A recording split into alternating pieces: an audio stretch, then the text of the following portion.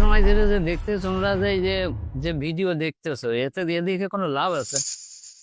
লাভ হয়েছে, ছেলে মিলে বানিয়েছে দেখছি, এ তো শিক্ষণ একটা শর্ট ফিল্ম বানাচ্ছে এরা। এগুলো শিখচ্ছে না তো, এরা শিখচ্ছে ঠিকই, কিন্তু গাঁজা খাওয়া শিখছে। একটা লোক যদি গাঁজা নাও খায় সে অন্তত বানানো শিখে যাচ্ছে, তাহলে এটা কি ক্ষতি হচ্ছে না? আর এরা তো এই ছেলে মিলে আবার ইনকামও তো হচ্ছে, এই জন্য ইনকাম করতে যে সমাজের ক্ষতি করতেছে এটাও তো ভাবতে হবে। ইনকাম করুক একজন, ইনকামের উপরে কোনো আফসোস নেই, কিন্তু যে গাঁজা খাওয়া শিখছে এটা কোন নিয়ম? আর একটা চা দিন। কি আপনি কি কান হুজুর? আমি যে কথাগুলো বলছি আসলে এইখান থেকে যে মানুষ খারাপ কিছু শিখতেছে কিনা।